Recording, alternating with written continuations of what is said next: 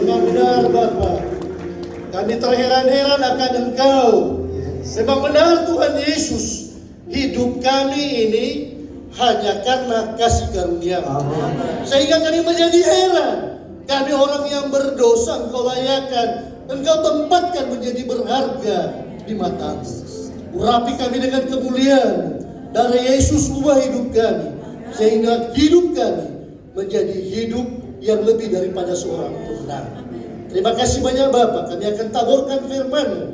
Biar firman ini tumbuh 30 kali lipat, 60 kali lipat, bahkan 100 kali lipat. Urapi hamba-Mu dengan kemuliaan-Mu, supaya firman yang ditabur saat ini menjadi hormat dan kemuliaan bagi Nama. Dalam nama Tuhan Yesus, yang diberkati semuanya siap menerima berkat-Mu. Haleluya. Amin. Silakan duduk Bapak Ibu, saudara-saudara sekalian. Shalom. Shalom. Senang jumpa dengan Bapak Ibu, saudara-saudara sekalian. Happy birthday Bapak Gembala yang ke-79 tahun. Panjang umur, diberkati dalam segala hal. Kita akan baca pembacaan Alkitab kita pada ibadah raya yang kedua yang diberikan oleh Bapak Gembala, yaitu 1 Korintus 15 ayat 10 sampai dengan 11. Saya akan mewakili Bapak Ibu untuk membacakan firman Tuhan ini.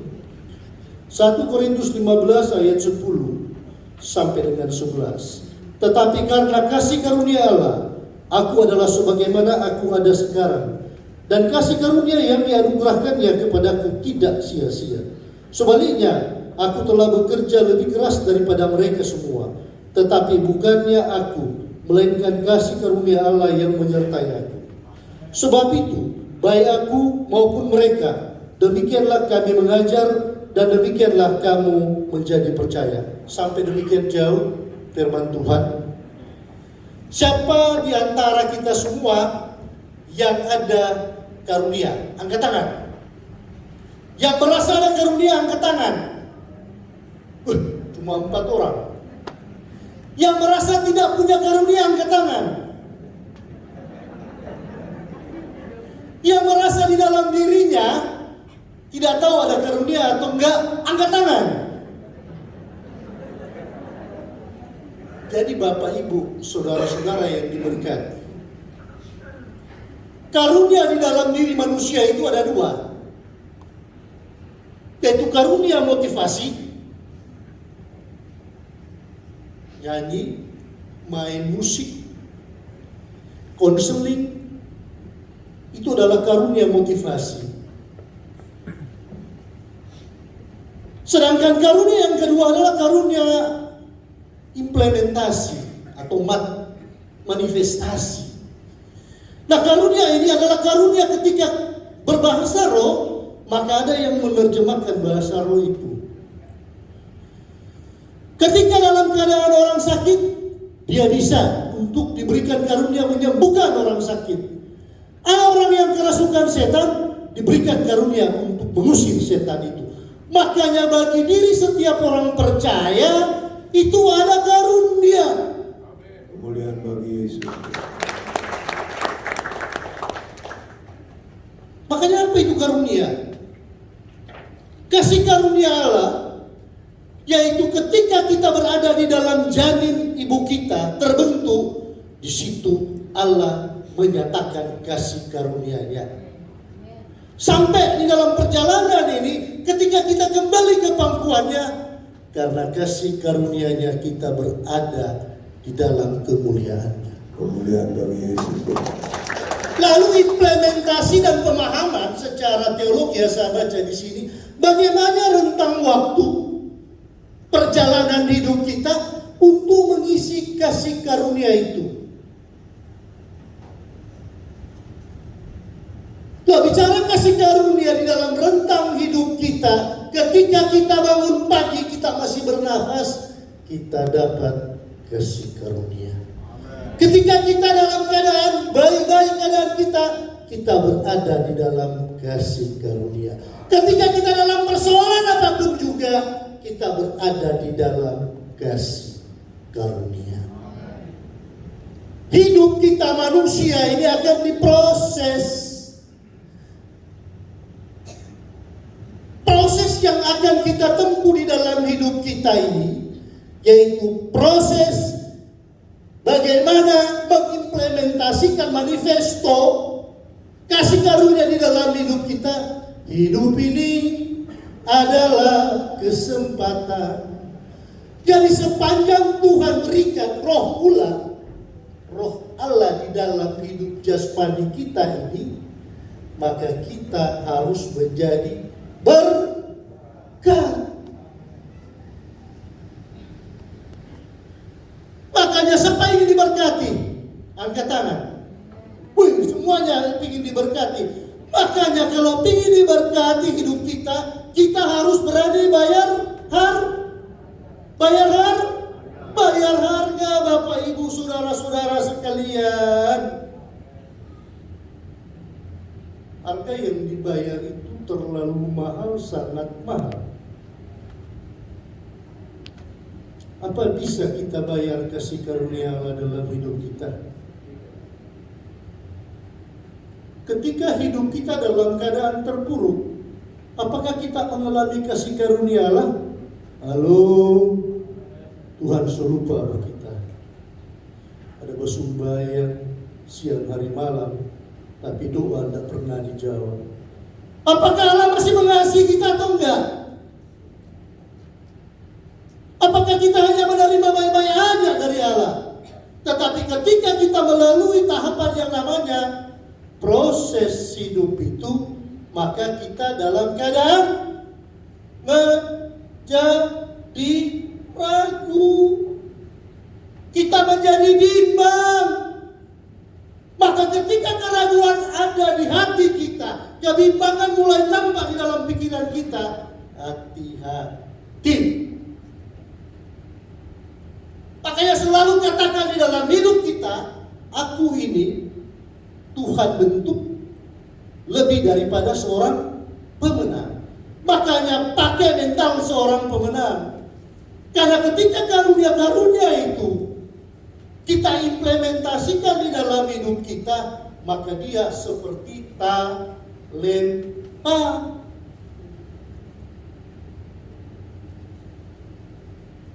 Siapa punya karunia sebagai pengkhotbah, berkhotbahlah. Siapa punya karunia untuk mendengar, mendengarlah yang baik. Siapa punya karunia untuk menyembuhkan, lakukan itu yang terbaik. Saya nggak pernah tahu kalau diberikan karunia berkhotbah, Bapak Ibu. Karena selama ini nanti Bapak Gembala panggil baru bisa berdiri di sini. Selama ini karunia menjadi seorang jemaat yang baik, mendengarkan firman Tuhan. Tapi kami satu urusan dengan Pak Dr. Erwin, Pak Paulus Pangidai. Beliau melihat potensi karunia yang ada. Begitu juga dengan Pak Indra, dengan Indah, Ulida, dan semuanya. Nah, potensi-potensi ini kita harus gali. Ada juga Pak Yohanes Awirejo. Nah, potensi ini harus kita gali. Saya sebagai seorang lawyer, umur 22 tahun saya sudah dilantik jadi pengacara praktik. Umur 25 tahun saya sudah dilantik Menteri Kehakiman jadi advokat. Nah, ini saya mau cerita kepada Bapak Ibu. Banyak kisah dengan karunia yang Tuhan berikan. Pada waktu saya menangani perkara kapal Singapura di Tual, Sulawesi Tenggara, saya ada klien diberikan dari kawan Singapura. Nah, bikin kaya raya pengusaha ini adalah kapal yang tertangkap ini, 12 kapal. Saya tangani perkara ini dengan kawan.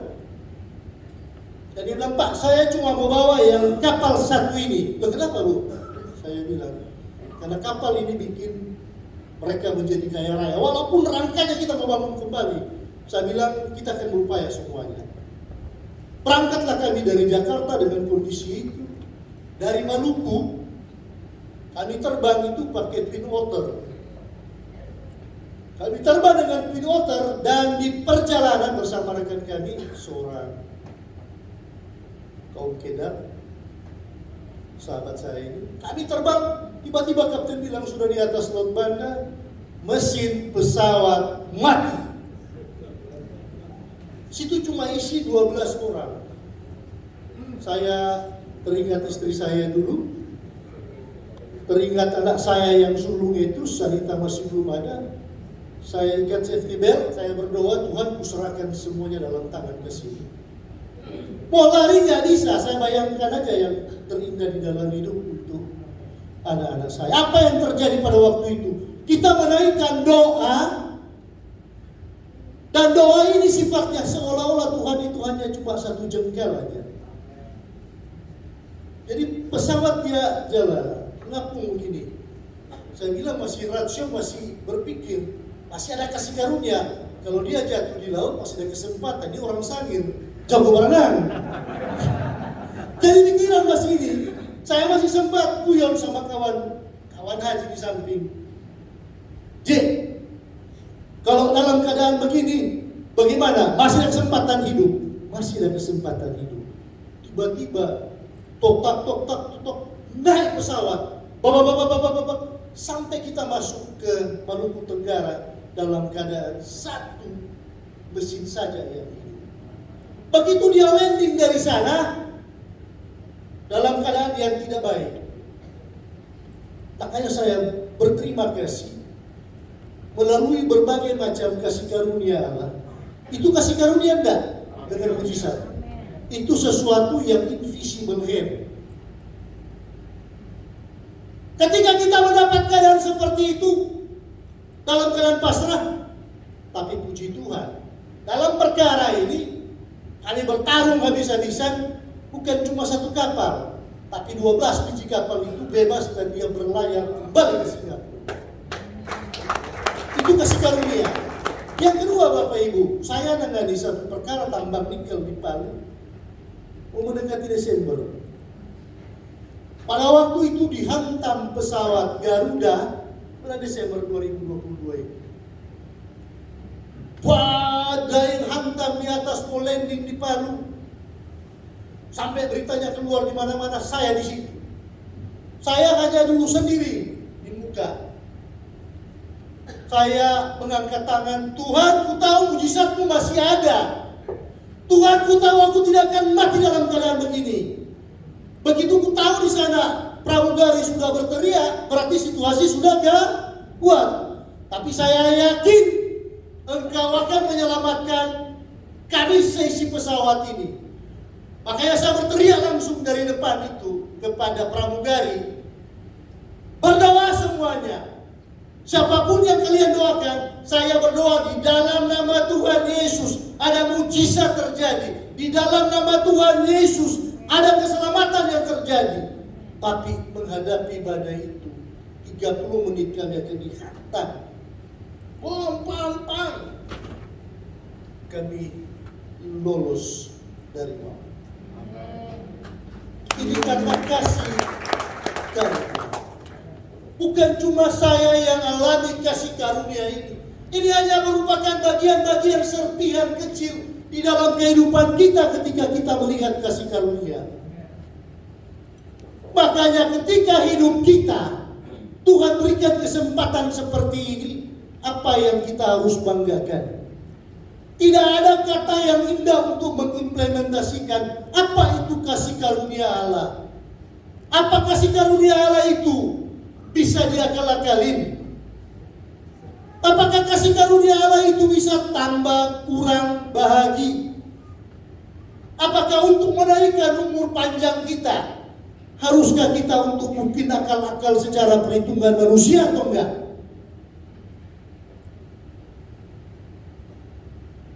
Gak mungkin akan dilakukan.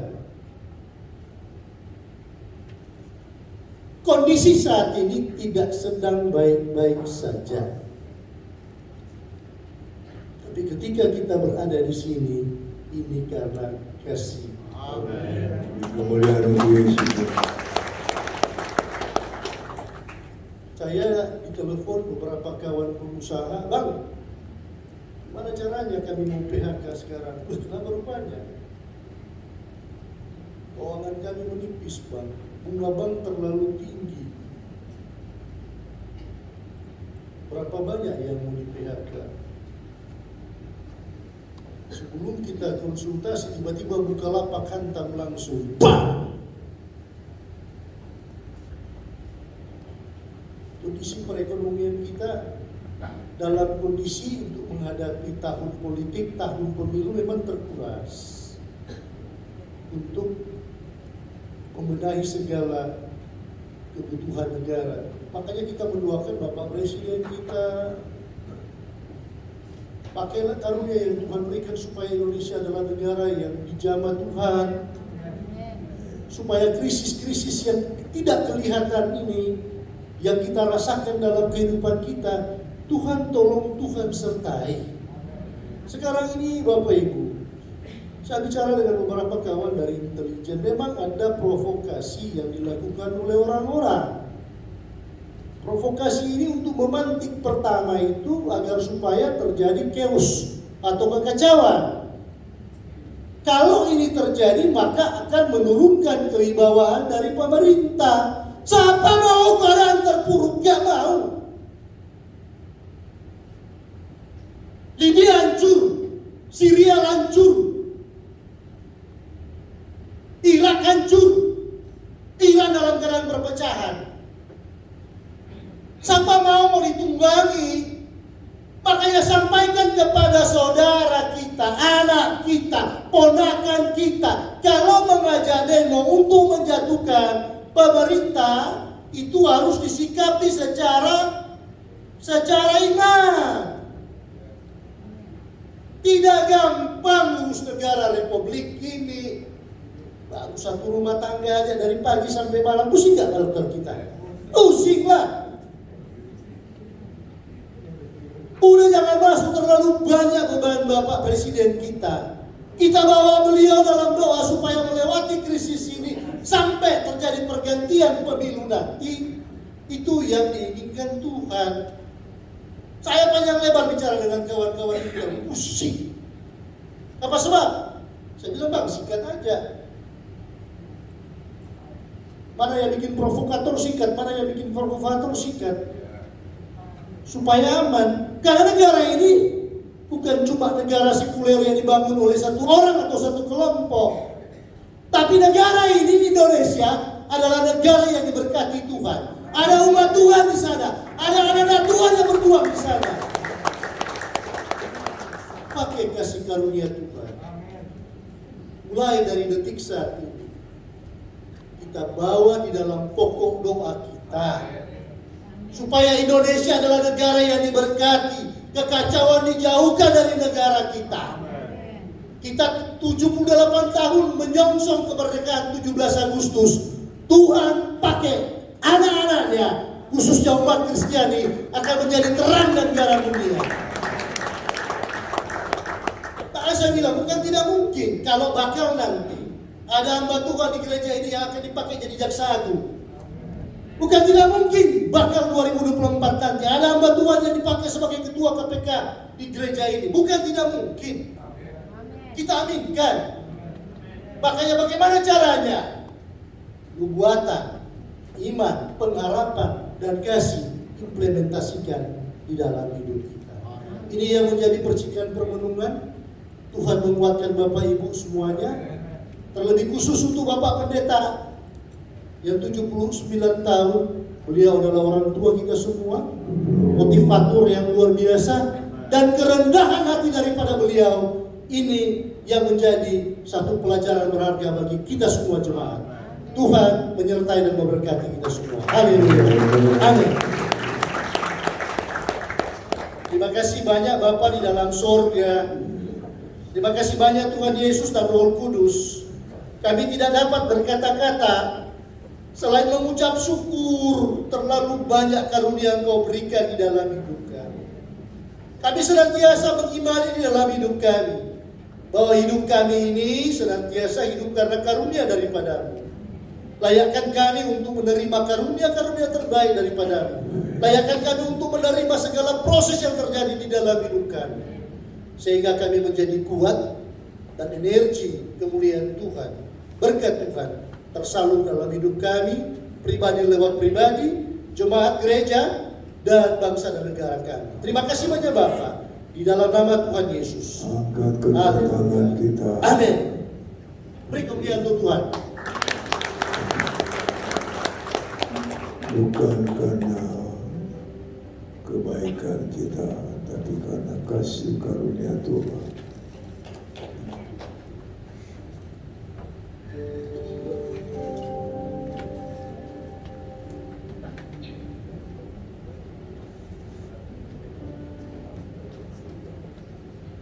Ya Bapa yang Maha Kuasa, yang kami